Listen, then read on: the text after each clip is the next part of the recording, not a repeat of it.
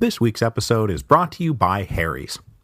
Harry's was started by two ordinary guys, Jeff and Andy, who were fed up with getting ripped off by overpriced razors. So they started Harry's to fix shaving. They knew there was only one way to ensure quality, so they bought their own blade factory in Germany with over 100 years of experience.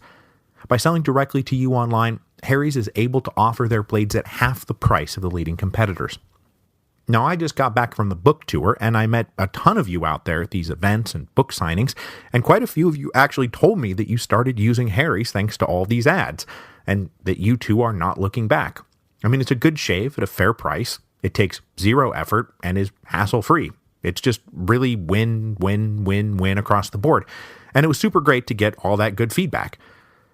Harry's is so confident that you will love their blades that they're giving you their trial set for free. You just have to cover $3 worth of shipping.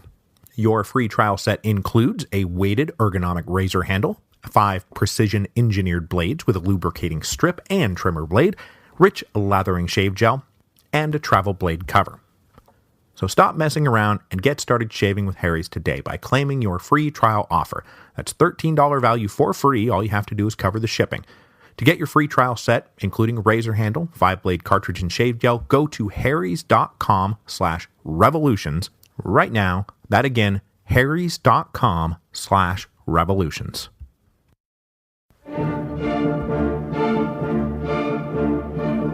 Hello, and welcome to Revolutions. Episode 7.14, The Fall of Metternich. Hello, and welcome back to the Revolutions podcast. I am absolutely thrilled to begin this episode with the news that we did it. I return home from the tour in triumph. The Storm Before the Storm will debut at number 8 on the New York Times bestseller list. We did the thing, and I really am legitimately so thrilled and proud, and I just want to thank all of you so much. I am now award-winning podcaster and New York Times bestselling author, Mike Duncan. It is bizarre and wonderful. So that is the good news. It's great news. But there is, however, a little bit of bad news, and I do need to address a problem with the book. As many of you have noticed, there was indeed an embarrassing printer error in the first run of books. Due to some glitch, anytime the letters H and N coincide in a word, the computer inserted a capital U with an accent mark. So words like ethnic, ethnicity, technical, technically, and harshness have glaring misprints. This glitch happened sometime between the final proof and the actual printing of the book, so it was not caught until the first run had already gone to press. It is fixed for all future editions, so what that really means is that if you have one of these books with the printing error, congratulations, it's officially a collector's item. You know, like those reverse negative error baseball cards? You remember that Billy Ripken card? It's just like that. So I don't know what else to say about it. It's there, it's embarrassing, and hopefully you'll just embrace this imperfection as proof that you have a first printing of the first edition. Okay, with that out of the way, I want to remind you all that I am in Milwaukee at Boswell Books on November the 9th, and then in Chicago on November the 16th and 17th at the Skokie, Barnes & Noble, and Seminary Co-op. All of the events so far have been standing room only, which is quite fun, so by all means come early. I even did an event just yesterday in Madison. It was 10:30 in the morning on a very cold and drizzly day, and they ran out of chairs. So come one, come all, but come early. So getting back to the revolutions of 1848, not counting the fun digression on the specter that was haunting Europe in the 1840s, it was the French Revolution, we left off our story in Paris on the morning of February the 25th, 1848. In a few shocking days, the July monarchy had invited a confrontation with opposition leaders that they expected would shore up their authority, but which instead led to fighting in the streets, the dismissal of Francois Guizot, and the abdication and exile of Louis Philippe. And then, when the provisional government emerged from an all-night meeting in the Hôtel de Ville on the morning of February the 25th, they announced that they would not be replacing one Bourbon with another this time around. That this time around, France would become a republic. And if we trot out the volcano metaphor one last time before I think I retire it, this is the top of the mountain blowing off. This is the explosion that is going to trigger a chain reaction of further explosions that will set off eruptions across Europe. So news of the fall of the July monarchy spread across Europe, but at least initially, it looked like it would lead to a wave of reform in Europe, but not necessarily a wave of revolution. The first territories to learn about and respond to news from France was in southwestern Germany. These were the small and middle-sized German states, many of which already had some kind of rudimentary constitutional government. Now we're going to talk more about events in Germany in 2 weeks, so I'm going to pass over these initial reactions because most of the southern German states acted quickly to inoculate themselves from revolution. So in the face of petitions and demonstrations demanding further liberalization of law and politics, these states let their conservative ministers go. They appointed new liberal ministers, and they allowed for a number of liberal reforms.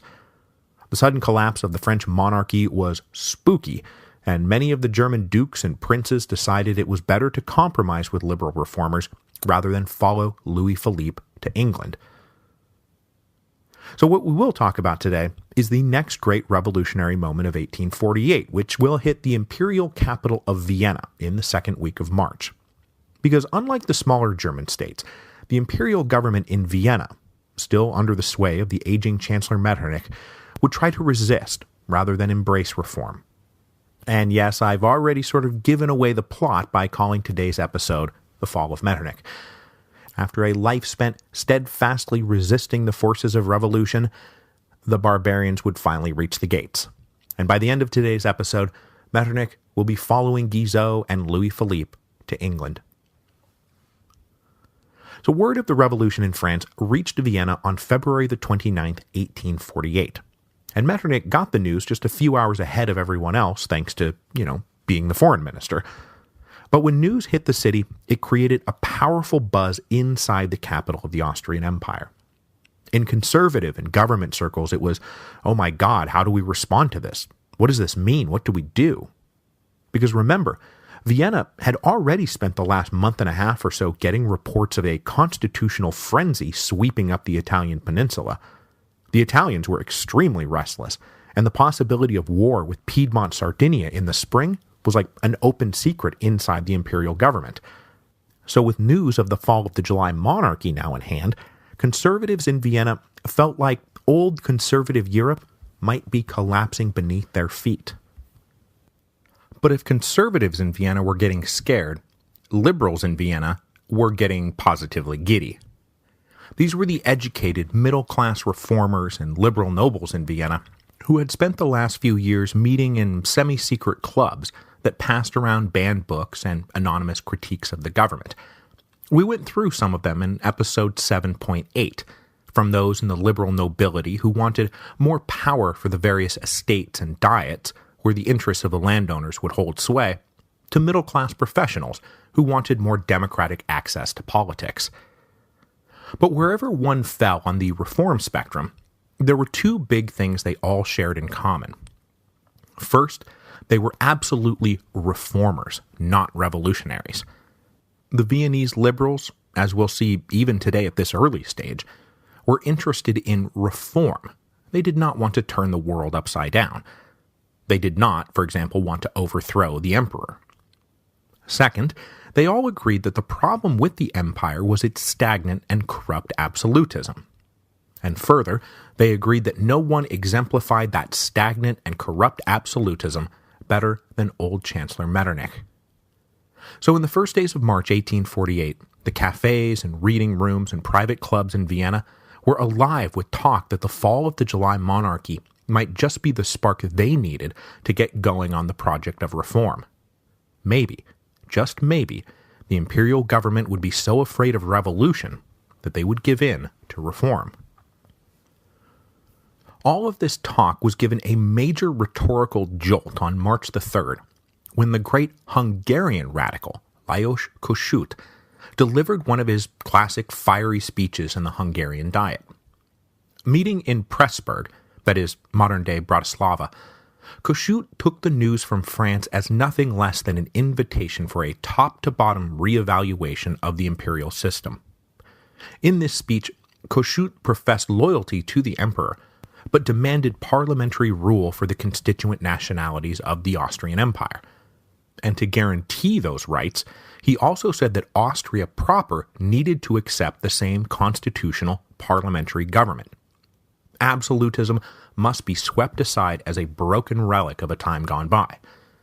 Now, since he was speaking to the Hungarian Diet, Kossuth also rattled off further reforms for Hungary, including the immediate taxation of the nobility and political rights for the non-noble middle classes. But it was his general call for reform that would light up everyone in Vienna. He said that corrupt absolutism was, quote, a pestilence in the air that dulls our nerves and paralyzes our spirit, and comes to us from the charnel house of the cabinet at Vienna.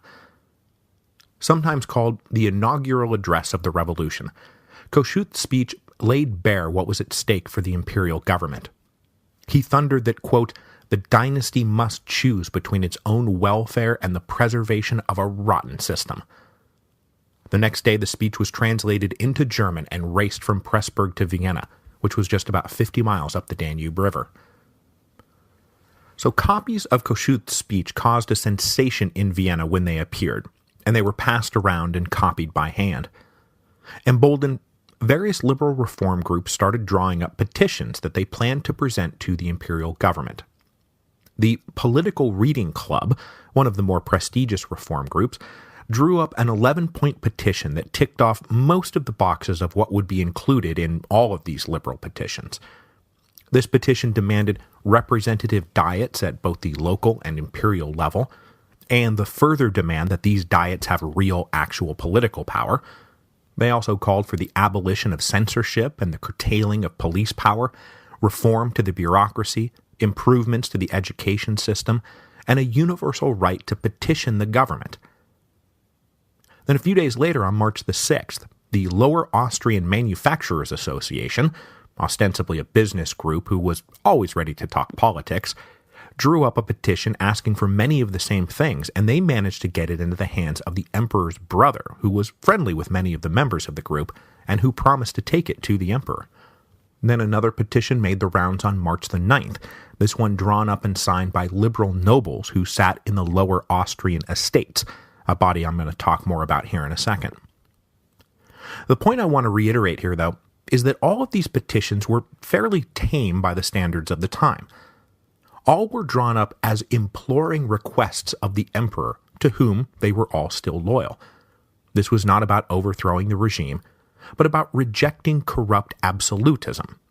And really, even that simply is a means of saving the empire, not destroying it.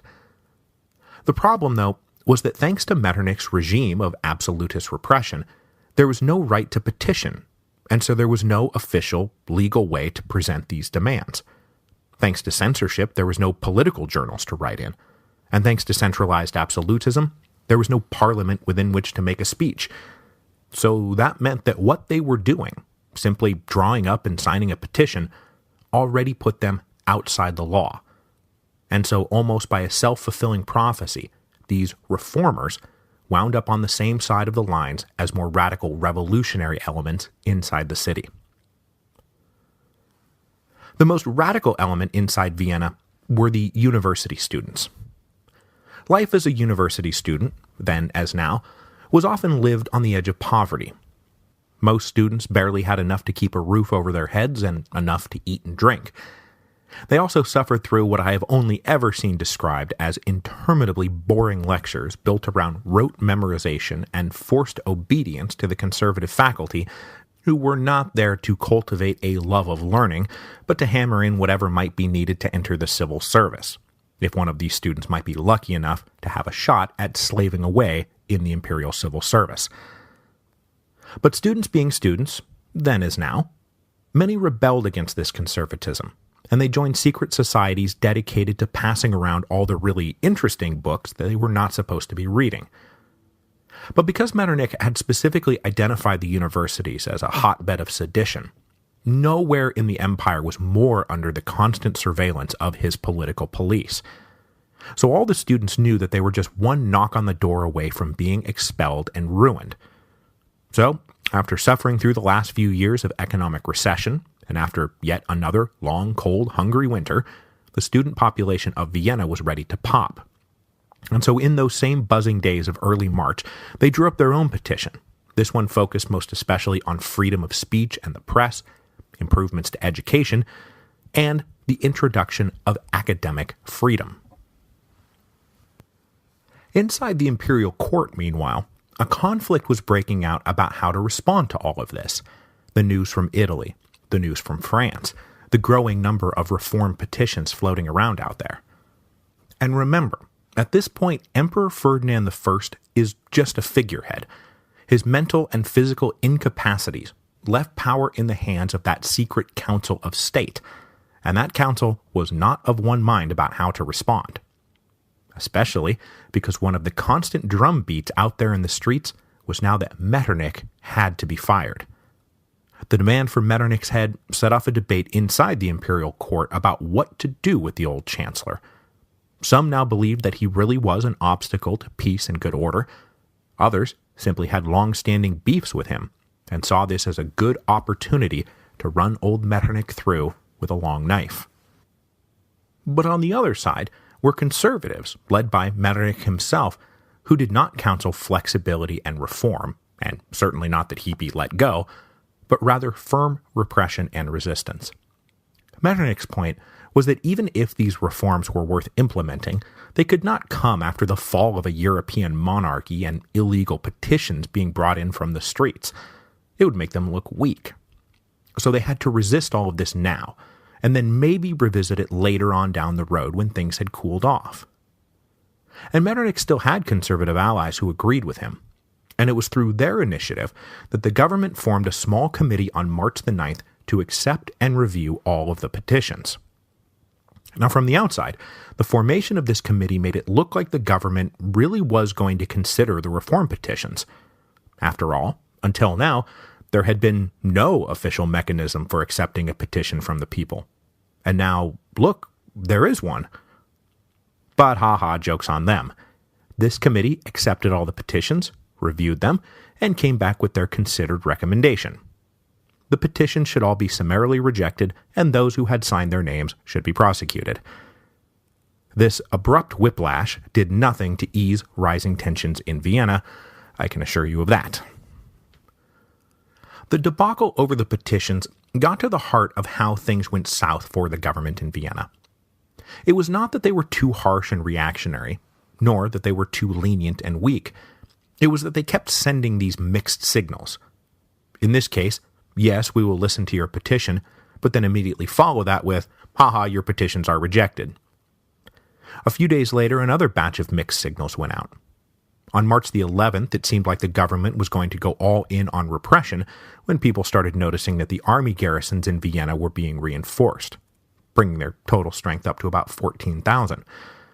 But the very next day, a proclamation went out under the emperor's name that said that he had heard the people and that he would call a pan-imperial meeting of the old estates, so that's the landowning nobles, the clergy, and wealthy urban leaders, to discuss the issues facing the empire. So, was it going to be a crackdown or an open dialogue? No one, not even most of the people inside the government, could really say. But by the time the emperor's proclamation was being sent out, the students, at least, were not going to be satisfied by a few token reforms. On Sunday, March the 12th, the faculty gathered all of their students in the university's Great Hall to try to get these damn kids back in line. But the students were beyond the control of their professors now, and for the first time, their voices rose above that of the faculty.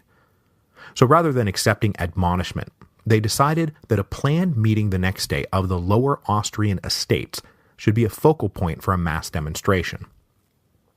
Now, the local Austrian estates was like any of the other estates that was a holdover from the medieval era, so a collection of landed nobility and the clergy and rich guys from the major cities.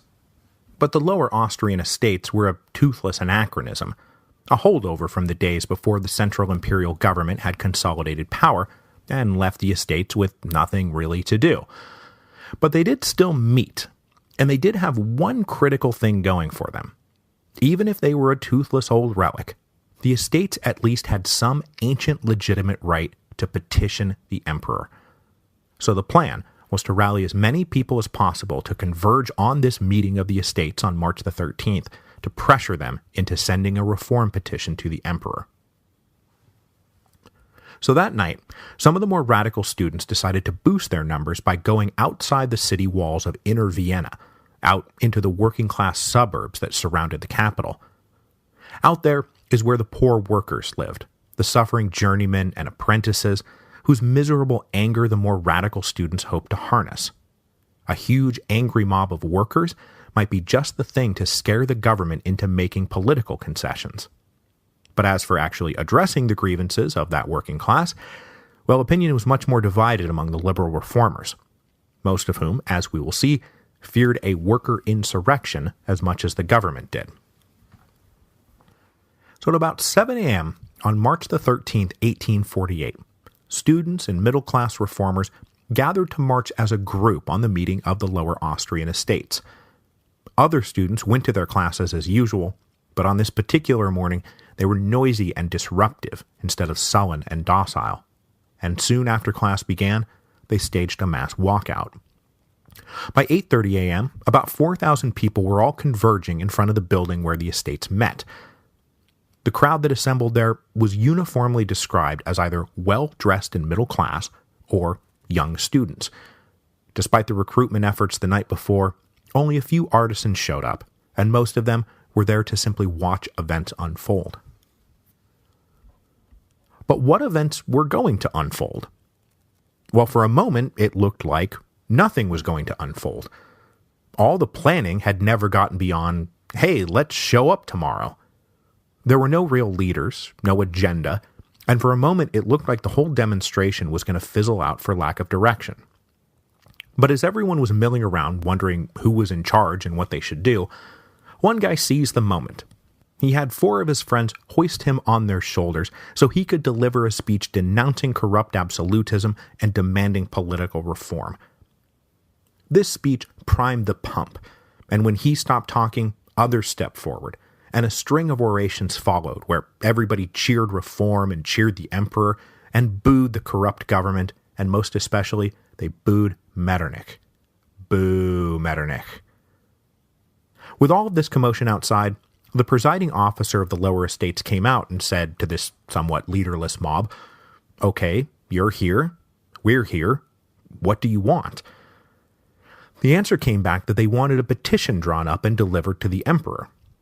The presiding officer said, "Okay, well that's what we want too, and that's what we're doing in here, so why don't you pick a dozen of your guys to come in and deliberate with us?" It took a little bit to decide which 12 from among the 4,000 should go in, and in the subsequent lull in the action, someone started reading aloud the speech by Kossuth from the week before.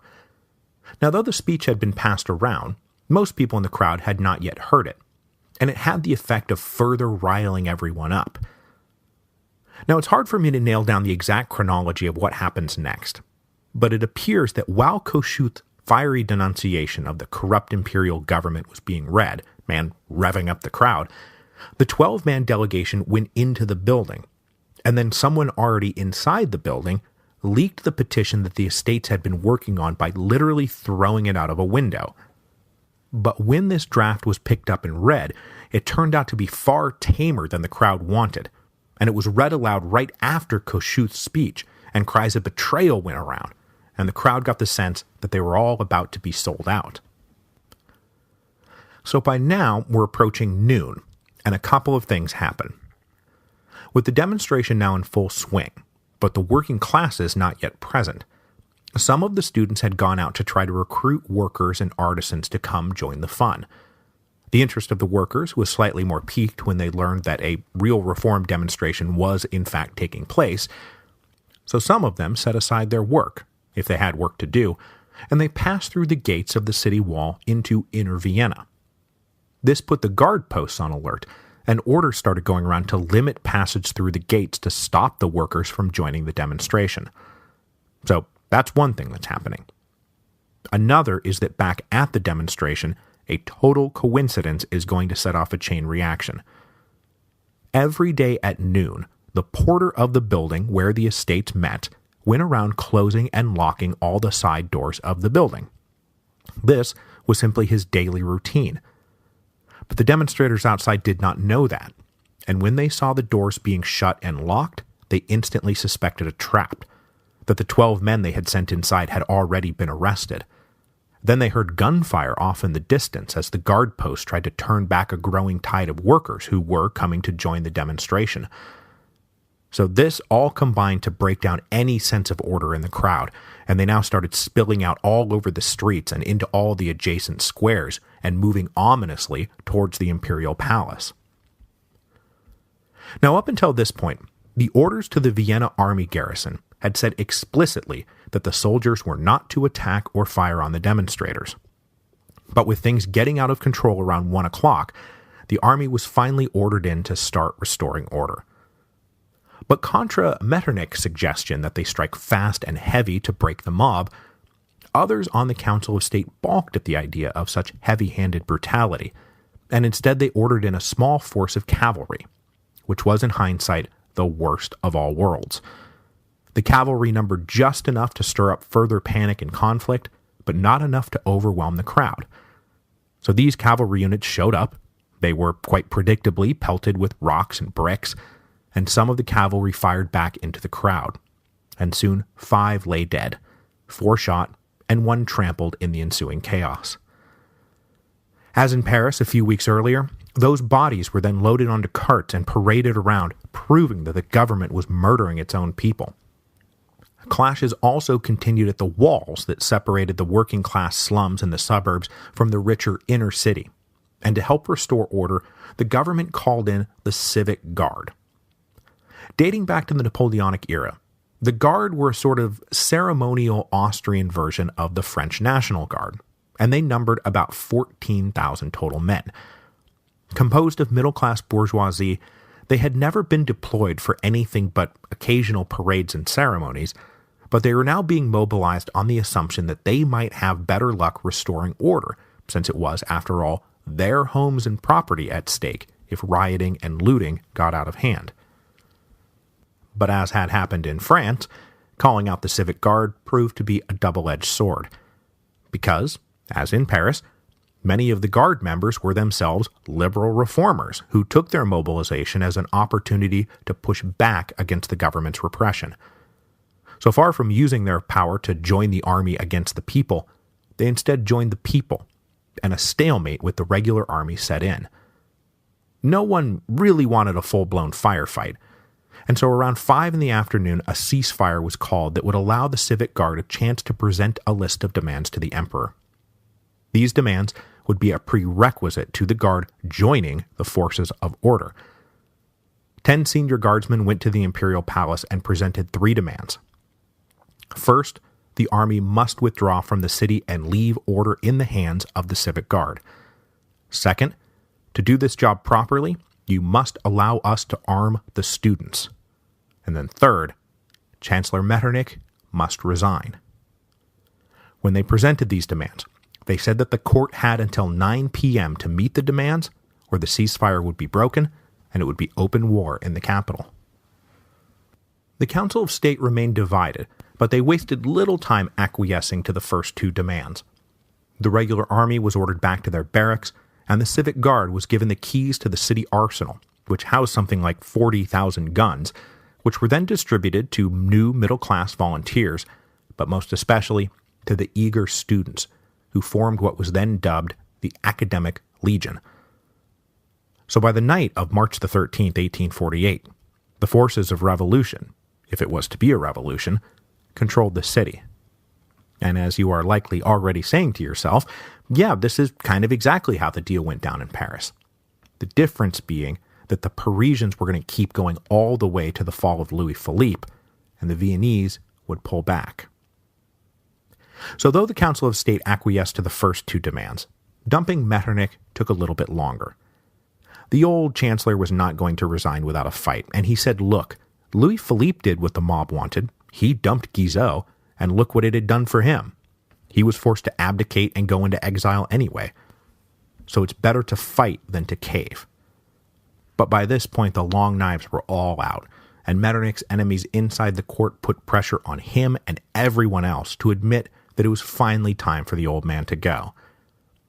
But still, it was not until minutes before the 9 p.m. deadline that Metternich finally relented and submitted a letter of resignation. After nearly 40 years as Austria's foreign minister, he was first appointed all the way back in 1809, Metternich was now out of power. The next night he would flee Vienna in disguise, beginning a weeks-long journey that would finally land him in exile in England, where he could commiserate with Guizot about the ungrateful wretches of continental Europe.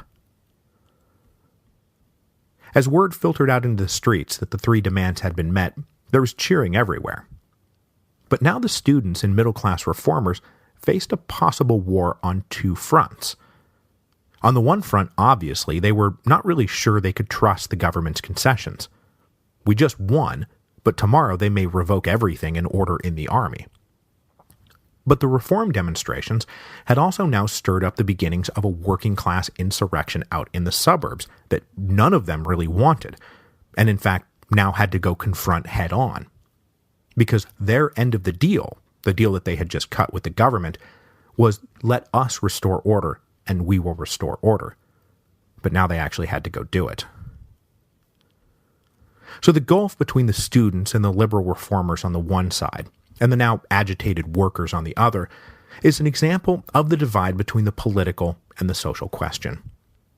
All the petitions and demonstrations inside Vienna over the past week had been focused squarely on the political question: civil rights, representation in government, and the end of absolutism. But the workers and artisans were motivated not by political grievances, but by social grievances. Grievances that all those middle-class reformers not only did not share, but kind of stood on the opposite side of. Because we are not far removed from the Hungry 40s, with economic recession, unemployment, low wages, high prices, miserable living conditions, and working-class slums. These guys didn't care about police surveillance. They cared about bread being too expensive and machines that were putting them out of work. So after being called to action by radical student organizers looking for muscle to press for political reform, by the night of March the 13th, the workers were now off doing their own thing. They were attacking factories and smashing up machines. They were looting merchants and tradesmen who they blamed for their problems, and a lot of this turned pretty nakedly anti-Semitic, as Jewish owners of shops and factories were specifically targeted. So from about 9 o'clock until midnight on the evening of March the 13th, detachments of the Civic Guard and the academic legions made forays out into the suburbs to restore order. And luckily for them, the workers did generally greet them as allies rather than enemies, and the word was still that we are winning, even if the Civic Guard guys were likely sitting there thinking, man, there is no we here, and no less than the Emperor, I am terrified of you guys going and sacking my house. The next morning, though, some of what the now ousted Metternich had warned his colleagues about started to come to pass. With the city under the control of the Civic Guard and the Academic Legion, the limited demands of the night before were no longer enough to satisfy them.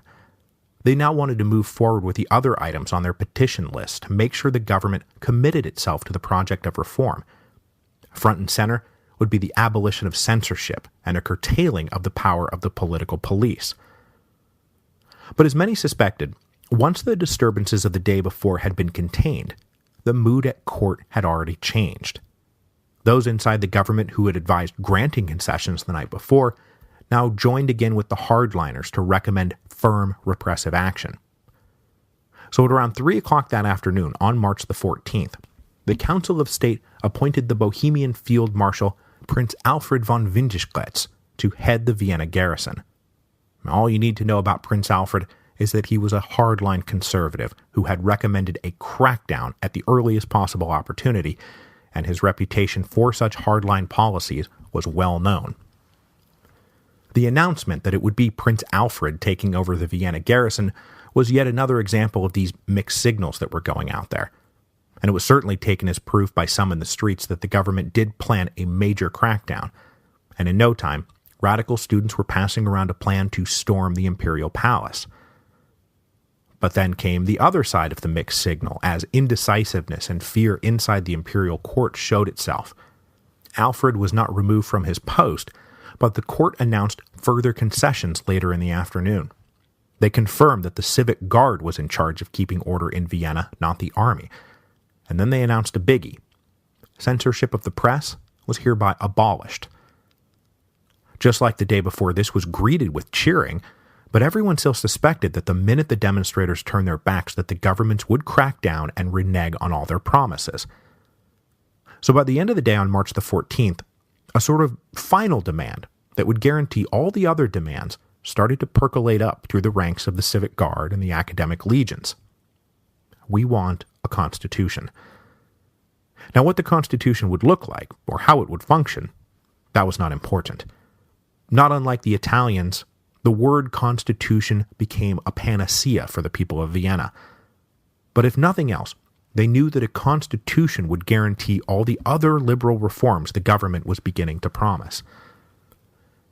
So over that night, the civic guard continued their nervous patrols through Vienna. Patrols that got even more nervous when the rumor started to swirl that Prince Alfred had decided to place Vienna under a state of siege, and that come the dawn, there might be a real battle for control of the city. So by the morning of May the 15th, 1848, the students and the reformers had lost all faith in the honesty and reliability of the government, and so they issued their final demand. You remember that Imperial Diet that the emperor already promised to call? Well, he will still call that diet, but its sole object will be to draft a constitution for the Austrian Empire. Then, they all braced for a battle with the army that never materialized. Whether the rumor had been true or not, it was no longer true that Vienna was going to be placed under a state of siege. The government really did want to resolve this peacefully, and to that end, they got the emperor to go take a personal ride out through the streets. Since everyone was still loyal to the emperor, when he rode by, everyone cheered him on, and swept up in the moment, he announced that he promised his people everything.